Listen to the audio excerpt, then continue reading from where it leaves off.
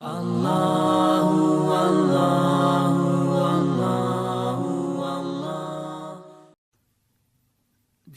سورہ مبارکہ کا آغاز ہے بڑا ہی پیارا، اس سورت کا نام ہے سورۃ محمد صلی اللہ علیہ وآلہ وسلم۔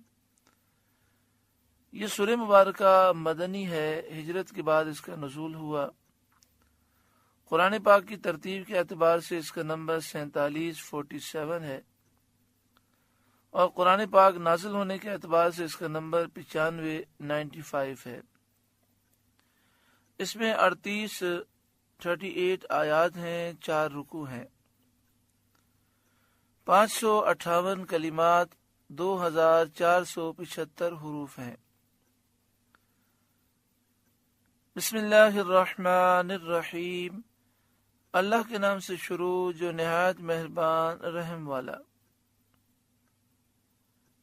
الذین کفروا وصدوا عن سبیل اللہ اضل اعمالهم، جنہوں نے کفر کیا اور اللہ کی راہ سے روکا، اللہ نے ان کے عمل برباد کیے۔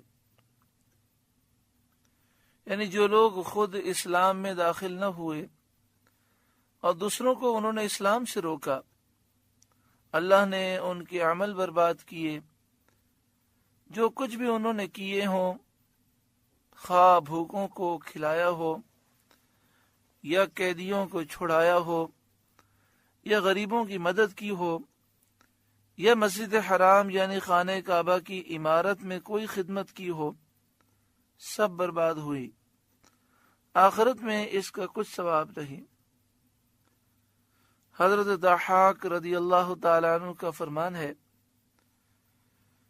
کہ مراد یہ ہے کہ کفار نے سید عالم صلی اللہ علیہ وسلم کے لیے جو مکر سوچے تھے، حیلے بنائے تھے، جو منصوبے بنائے تھے، پیارے آقا صلی اللہ علیہ وسلم کو نقصان پہنچانے کے لیے، اللہ تعالیٰ نے ان کے وہ تمام کام باطل کر دیے۔ والذین آمنوا وعملوا الصالحات، اور جو ایمان لائے اور اچھے کام کیے، وآمنوا بما نزل علی محمد، اور اس پر ایمان لائے جو محمد پر اتارا گیا صلی اللہ علیہ وآلہ وسلم۔ جب نبی اکرم صلی اللہ علیہ وآلہ وسلم کا نام نامی، اسم گرامی محمد احمد کسی محفل میں ہم سنیں تو جب پہلی دفعہ سنیں تو درود پاک پڑھنا واجب ہے۔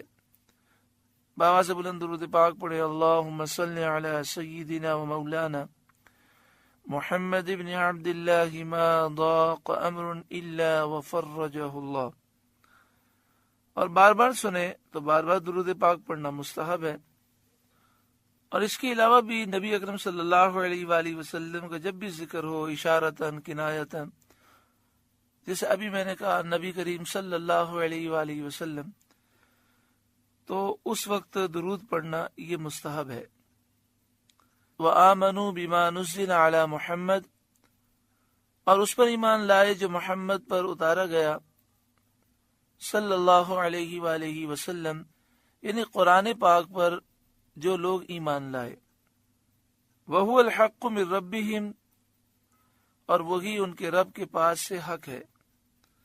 كَفَّرَ عَنْهُمْ سَيِّئَاتِهِمْ، اللہ نے ان کی برائیاں اتار دیں، ان کی خطائیں مٹائیں، وَأَصْلَحَ بَالَهُمْ، اور ان کی حالتیں سنوار دیں، یعنی امور دین میں توفیق عطا فرما کر، اور دنیا میں ان کے دشمنوں کے مقابل ان کی مدد فرما کر،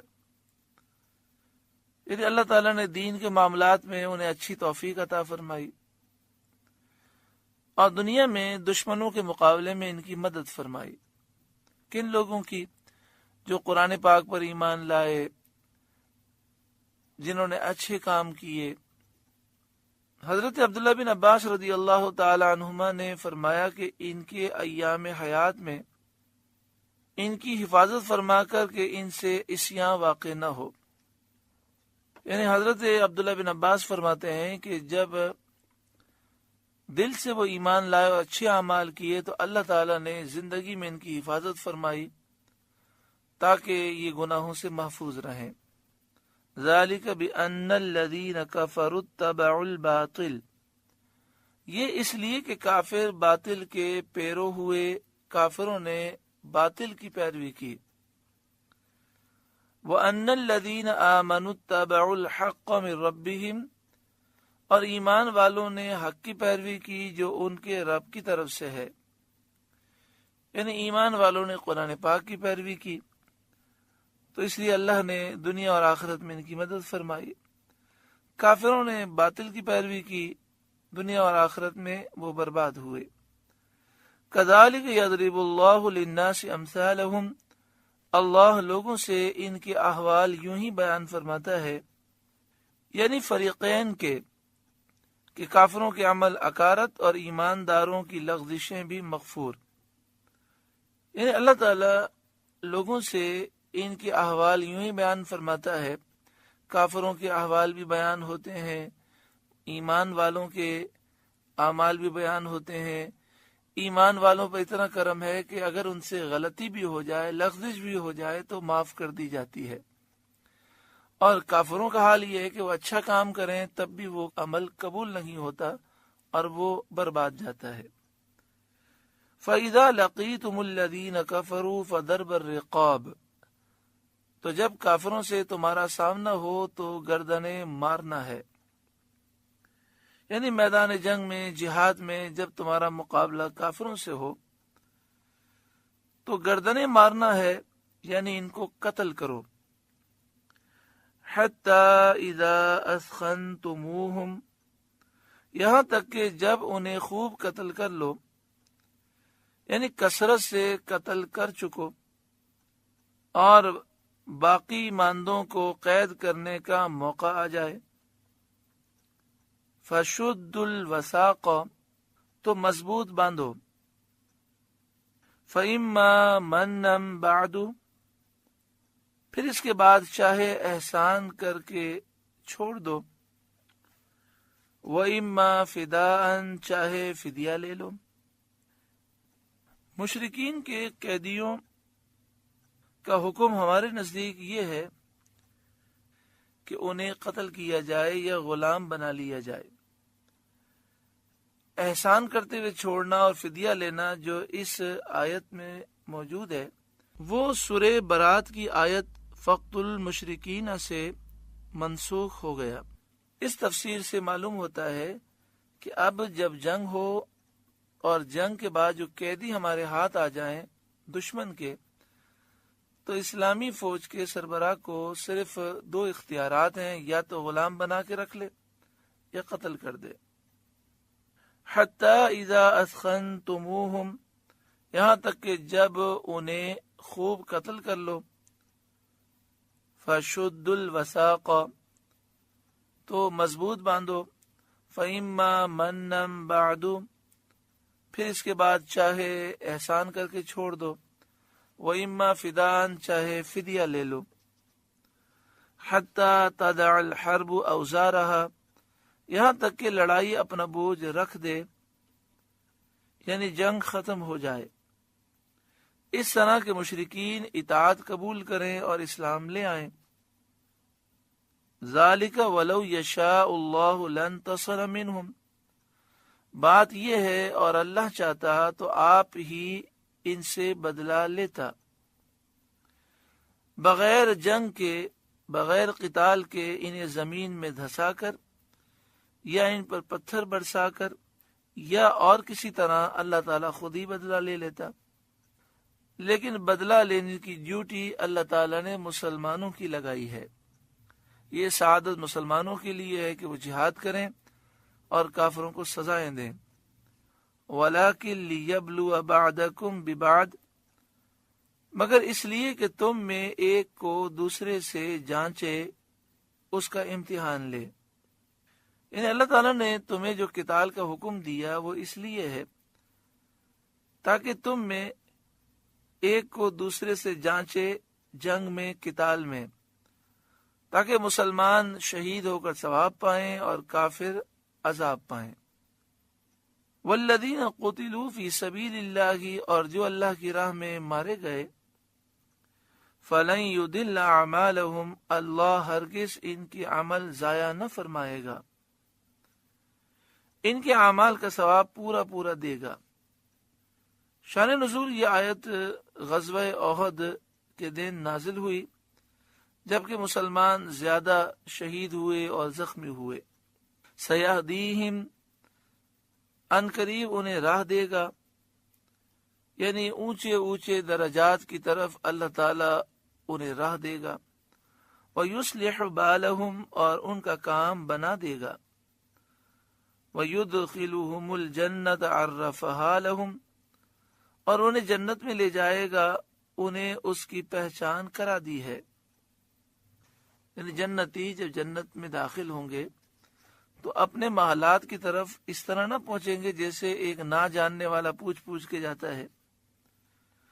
جو کسی مقام پر جاتا ہے تو اس کو ہر چیز کے دریافت کرنے کی حاجت درپیش ہوتی ہے، ہر ایک سے پوچھتا ہے کہ فلاں گلی کدھر ہے، فلاں راستہ کدھر ہے، بلکہ وہ اس طرح جائیں گے گویا کہ وہ ہر چیز سے واقف ہیں، اپنے منازل، مساکن، محلات پہچانتے ہوں گے، اپنی زوجہ اور خدام کو جانتے ہوں گے، ہر چیز کا موقع ان کے علم میں ہوگا، گویا کہ وہ ہمیشہ سے یہیں کے رہنے بسنے والے ہیں۔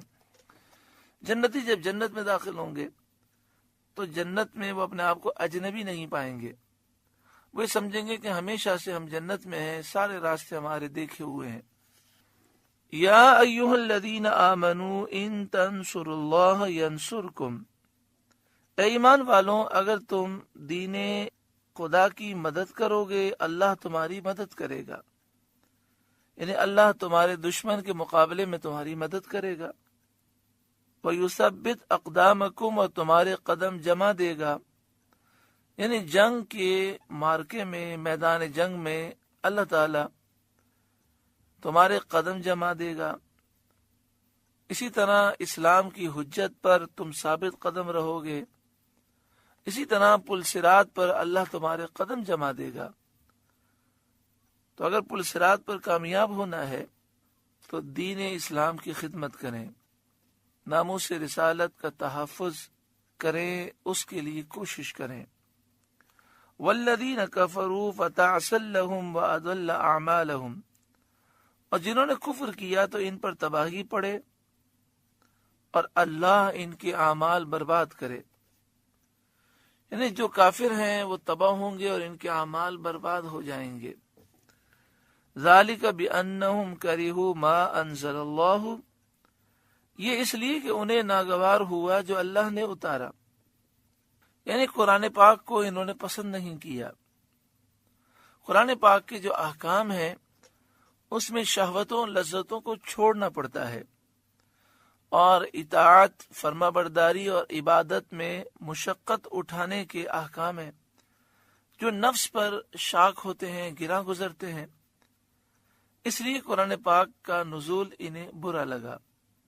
فَأَحْبَطَ أَعْمَالَهُمْ، تو اللہ نے ان کا کیا دھرا اکارت کیا، ان کے سارے اعمال برباد کر دیے۔ افلم یسیروا فی الارض، تو کیا انہوں نے زمین میں سفر نہ کیا؟ فینظروا کیف کان عاقبۃ الذین من قبلہم، کہ دیکھتے ان سے اگلوں کا کیسا انجام ہوا، یعنی پچھلی امتوں کا انجام وہ دیکھتے، کیا انہوں نے زمین میں سفر کر کے یہ عبرت کے مناظر نہ دیکھے؟